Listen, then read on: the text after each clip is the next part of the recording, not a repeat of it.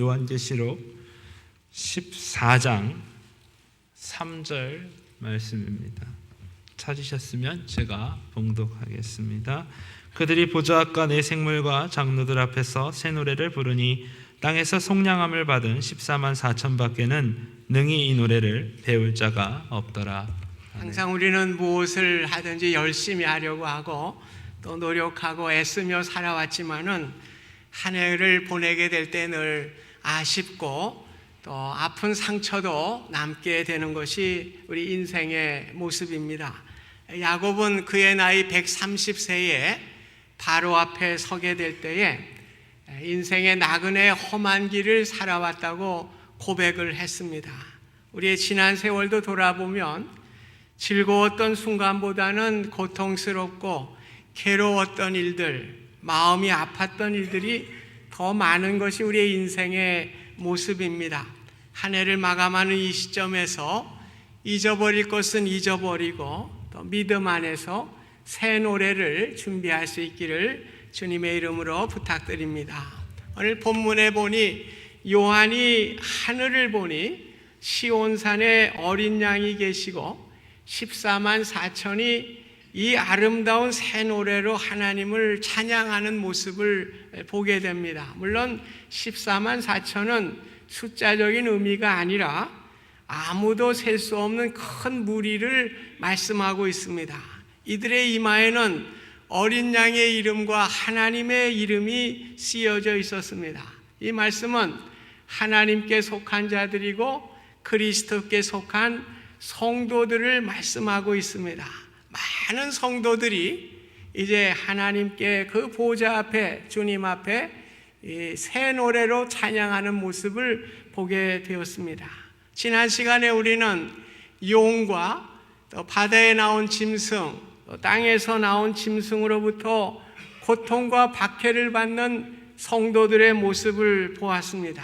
분명한 사실은 이러한 어려운 가운데서도 사탄의 세력으로부터 이기게 하시는 분은 예수 그리스도라고 하는 사실을 말씀해 주면서 우리의 삶의 현실 속에서도 우리가 인내하고 소망해야 될 이유를 우리에게 말씀해 주고 있습니다. 아무리 어려움과 고난 가운데서도 승리자 되시는 주님께서 우리를 승리케 해 주시기 때문에 3절 오늘 본문 말씀 보면 그들이 보좌 앞과 네 생물과 장로들 앞에서 새 노래를 부르니 땅에서 속량함을 받은 14만 4천 밖에는 능히 이 노래를 배울 자가 없더라.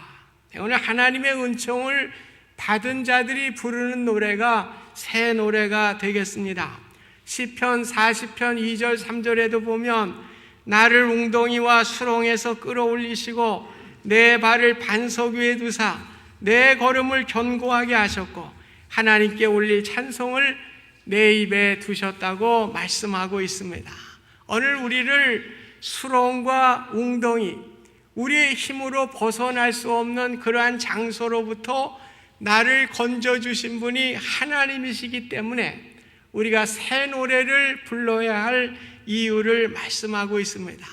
오늘 구원은 우리의 힘으로 할 수가 없는 것이죠. 하나님의 능력과 은혜로 우리가 구원함을 받았기 때문에 오늘 감사하며 부르는 노래가 새 노래가 되겠습니다. 우리는 구원이라는 단어를 너무 많이 사용하기 때문에 사실 실감이 나지 않을 때가 많이 있습니다. 특별히 우리 자녀들이 여름 단기 선교를 다녀오게 되면 오늘 얼마나 감사함을 표현하게 되고 부모님의 은혜를 표현하게 되는 것이죠. 왜냐하면 그곳에는 잠자리도 불편하고 샤워도 마음대로 할 수가 없고 또 화장실의 문화가 열악하기 때문에 그러한 상황 속에 갔다 오게 되면 감사하게 되는 것이죠. 왜냐하면 비교가 되기 때문에 그런 것입니다. 여기만 있으면 감사할 줄 모르던 우리 자녀들이 그것을 비교하게 될 때에 부모님에게 감사를 하게 되고 환경에 감사를 하게 되는 그러한 은혜를 얻게 되는 것입니다. 오늘 구원도 마찬가지예요. 오늘 구원도 구원받지 못한 사람들과 비교하게 될 때 우리는 구원의 감격과 은혜를 가지고 새 노래를 부를 수가 있는 것입니다. 6절에서 13절에 보면 새 천사가 나와서 메시지를 전하고 있습니다. 6절에 모든 민족과 종족과 방언의 백성에 전할 영원한 복음을 가졌더라. 7절에 하나님께 영광을 돌리라. 이는 그의 심판의 시간이 이르렀습니다. 오늘 구원의 복음이 아니라 여기 심판의 복음을 전하고 있습니다. 둘째 천사가 나와서 무너졌도다 무너졌도다 큰 성 바벨론이여 모든 나라에게 그의 음행으로 말미암아 진노의 포도주를 먹이던 자로다. 오늘 음행과 파멸의 길로 인도했던 이러한 바벨론의 도성이 무너지게 된 것을 오늘 선언하고 있는 것입니다. 세 번째 천사가 나와서 또 선언합니다. 누구든지 짐승과 그의 우상에게 경배하고 이마에나 손에 표를 받으면 어린 양 앞에서 불과 유황으로 고난을 받으리니 그 고난의 연기가 세세토록 올라가리라. 얼마나 고난이 심한지요. 오늘 불과 유황으로 고난을 받은데 그 연기가 세세토록 올라가는 거예요. 오늘 우리가 지옥에 들어가면 그 고난이 순간으로 끝나는 것이 아니라 영원 무궁토록 세세토록 올라가는 이러한 고난을 받게 되는 것입니다. 이와 대조적으로 세상에서 인내하고 고난과 수고를 겪고 성도의 길을 걸어가게 될 때에 우리에게 미래의 천국이 보장되게 되고 기쁨과 소망 때문에 우리가 새 노래를 부르게 되는 것입니다. 그래서 성도들은 세상에서 어떠한 삶을 살든지 가난하든지 부하든지 많이 가졌든지 없었든지 우리가 죽게 되면 뭐라 그럽니까? 13절에 지금 이후로 주 안에서 죽는 자들은 복이 있도다. 오늘 멸망당하는 구원받지 못하는 사람들과 비교하게 되니까 오늘 주 안에서 죽는 자들이 복이 있다고 이렇게 말씀하고 있는 것입니다. 14절에서 20절에는 맹렬한 심판이 계속 진행되는 것을 말씀하고 있습니다. 첫째 심판이 집행됩니다. 14절에 구름 위에 인자 같은 이가 앉으셨는데 그 머리에는 금면류관이 있고 그 손에는 예리한 낫을 가졌더라. 인자 같은 이, 이게 다니엘서 7장 13절에 나오는 말씀이에요. 그래서 다니엘이 환상 가운데 사람과 같이 생기신 분을 봤죠. 메시아를 본 거예요. 그래서 예수님께서는 인자, 다니엘이 보았던 메시아, 그 인자가 바로 나다. 그래서 인자라는 말씀을 사용하게 된 거예요. 그래서 인자라는 말에는 늘 정관사가 붙습니다. 다니엘이 본 그 인자가 바로 나다. 인자가 꼭 정관사가 붙어요. 그 인자가 바로 나다. 오늘 그 인자 예수 그리스도 머리에 금면류관이 있고 그 손에는 예리한 낫을 가졌습니다. 낫을 가지신 인자가 16절에 낫을 땅에 휘두르매 땅의 곡식이 거두어지느니라. 오늘 낫을 휘둘러서 추수를 하게 되는데 구원의 추수도 있고요, 심판의 추수도 있게 되는 것입니다. 예수님은 마태복음 13장 30절에 둘 다 추수 때까지 함께 자라게 두라. 추수 때에 내가 추수꾼들에게 말하기를 가라지는 먼저 거두어 불사르게 단으로 묶고 곡식은 모아 내 곡간에 넣어야 하리라. 누가복음 3장 17절 알곡은 모아 곡간에 들이고 쭉정이는 꺼지지 않는 불에 태우리라. 오늘 주님께서 낫을 가지고 이제 추수를 하게 되는 것이죠. 오늘 믿는 성도들은 곡간인 하나님의 나라에 들어가게 되는데 오늘 믿지 않는 자들은 어떻게 됩니까? 불에 태우게 되는 지옥에 가는 형벌을 받게 될 것을 말씀하고 있는 것입니다. 둘째 심판이 이루어지는데 이것은 포도의 심판입니다. 한 천사가 낫을 가지고 하늘 성전에서 나오게 될 때에 또 불을 다스리는 천사가 나와요. 그래서 불을 다스리는 천사가 낫을 가진 천사에게 명령을 하게 됩니다. 이 세상의 악한 자들을 불로 심판하는 그러한 임무를 맡은 천사의 명령을 받은 이 천사는 어떻게 됩니까? 포도송이를 낫으로 거두어서 포도즙 틀에 넣고 진늘로 포도즙을 짜내게 됩니다. 20절입니다. 성 밖에서 그 틀이 밝히니 틀에서 피가 나서 말구레까지 닿았고 1600 스타디온에 퍼졌더라. 이 1600 스타디온은 320km의 거리예요. 그 영역으로 피가 넘쳐나게 되는 것을 말씀합니다. 물론 여기는 320km만 얘기하는 게 아니에요. 넓은 지역이 심판받는 자들의 마치 포도주 틀에 그 프레스에 눌려서 피를 흘리는 것 같이 그 고통스러운 것을 말씀해 주고 있는 것입니다. 오늘 지옥의 형벌에 던져지는 자들이 이러한 어려운 형벌을 받게 되는 것을 말씀하고 있는 것입니다. 성 밖은 어린 양의 생명책에 기록되지 못한 자들이에요. 성 안은 성도들을 말씀하고 있는 것입니다. 오늘 성 안과 성 밖의 대조적인 모습을 통해서 극명한 모습을 통해서 얼마나 행복과 불행과 고난과 영광이 이렇게 나타나고 있는가를 대조해주고 있는 것입니다. 오늘 추수심판의 장면은 주님 없는 인생들이 맞이하게 될 비참한 운명이 어떠한 것인가를 생생하게 우리에게 보여주고 있습니다. 이러한 맹렬한 하나님의 심판과 대조시킴으로써 구원받은 자들의 축복이 얼마나 귀한 것인지를 확인시켜 주고 있는 것입니다. 그래서 우리 구원이라고 하는 것은 그저 구원이라고 하는 막연한 생각이 아니라 오늘 심판받는 자들과 대조해서 오늘 우리에게 주신 하나님의 은혜를 생각하게 될 때에 우리는 구원의 감격이 극대화되게 되는 것이죠.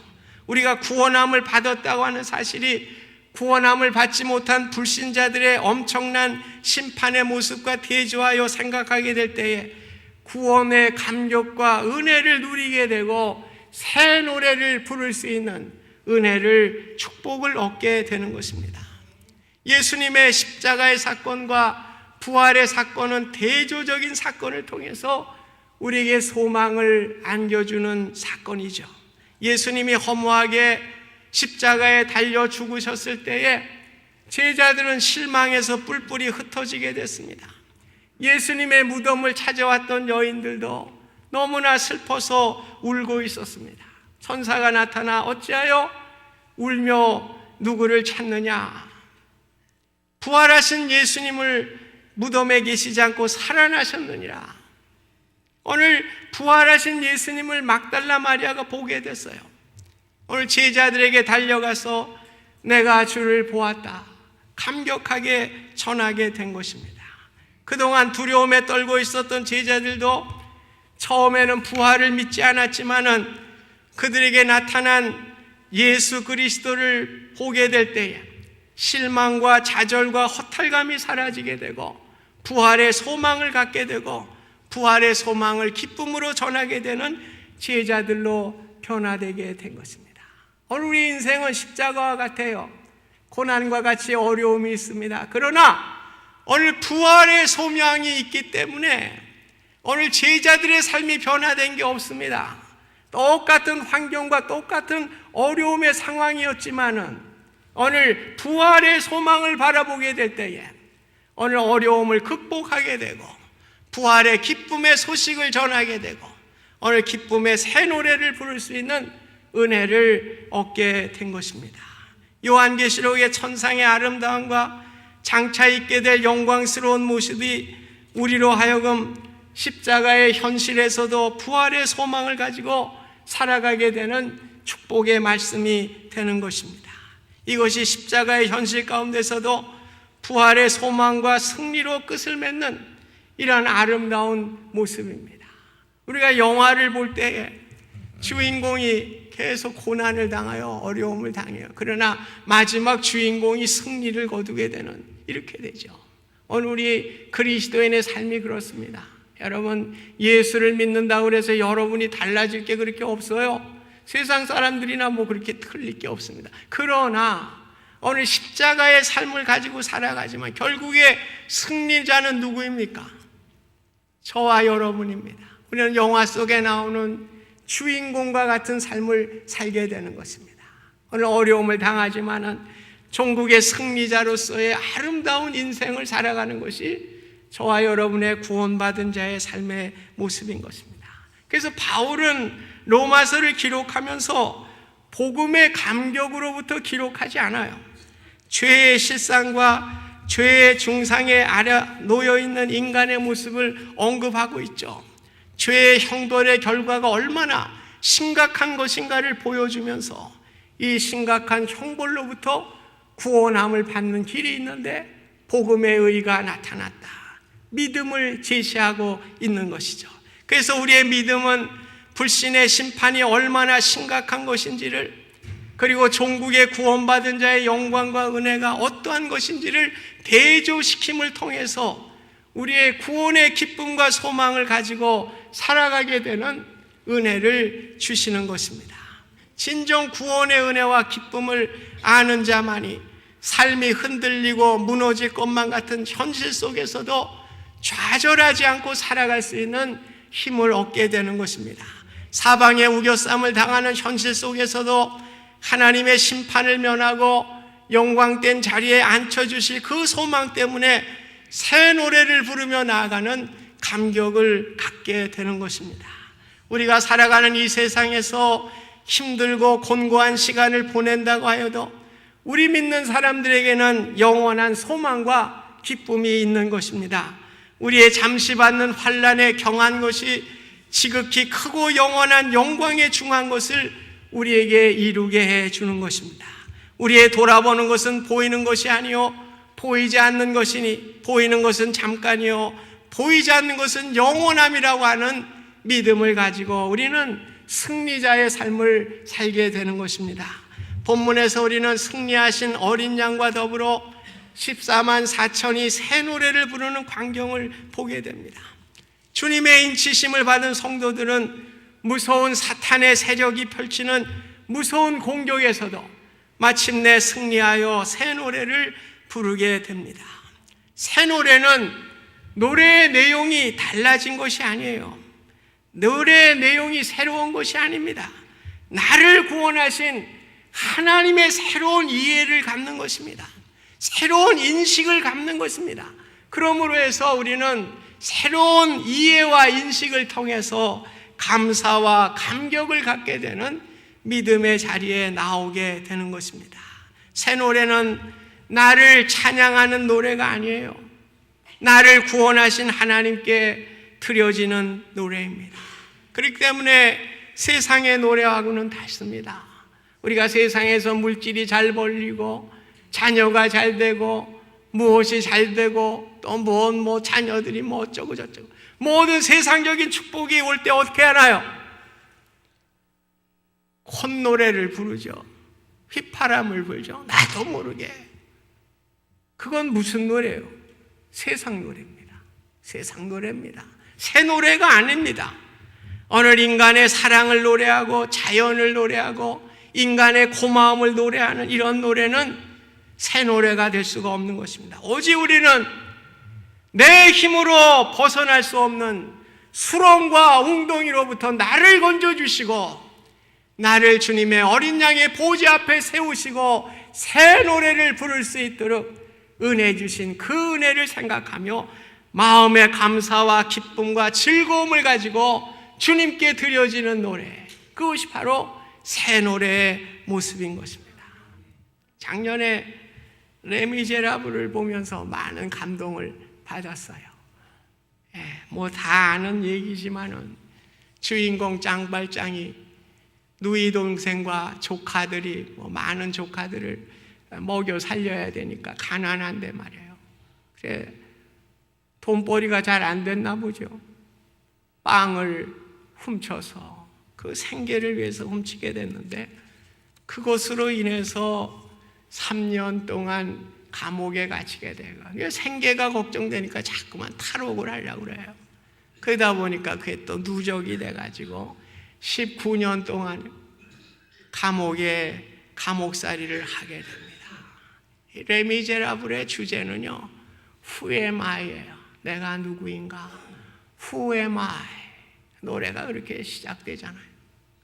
고작 빵 한 조각으로 이러한 고달픈 인생을 살아가는 나는 누구인가? 이 질문하게 되는 거예요. 감옥에서 나왔지만 아무도 반겨주는 사람이 없습니다. 개에게까지도 물리게 되는, 할 수 없이 신부님의 도움을 청하기 위해서 사제실을 찾아가게 될 때에 저녁밥을 얻어먹고 거기에서 잠을 재워주시는데 그만 또 욕심이 나서 은쟁반을 훔치지 않습니까?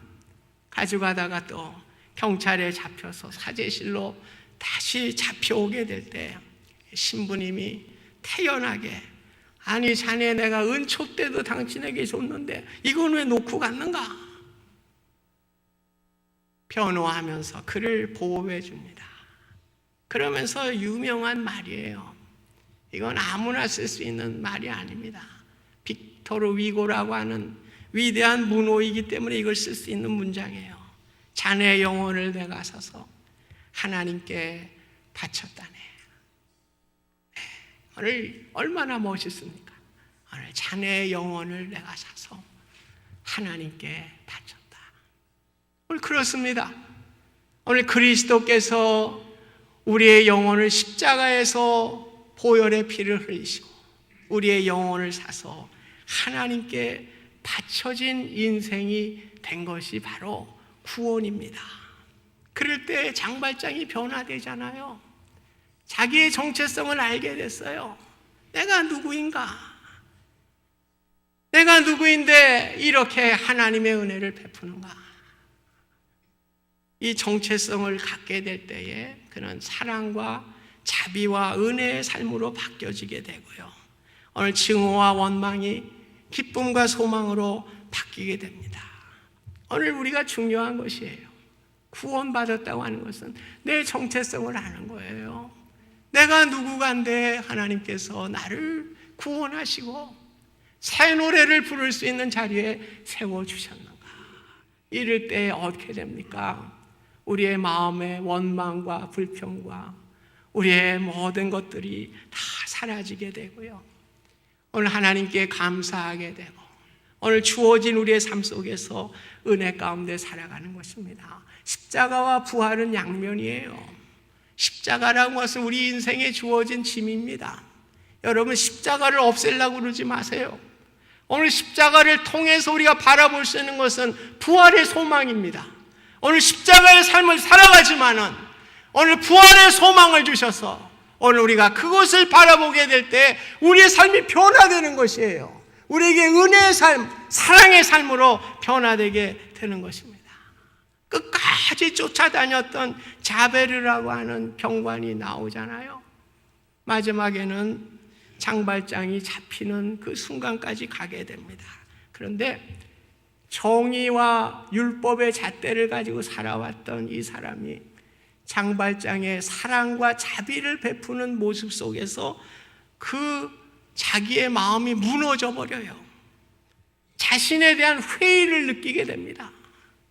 그래서 결국 세느강에 자신의 몸을 던져 죽는 이러한 일이 일어나게 되는 것입니다. 우리 어린 양은 약해요.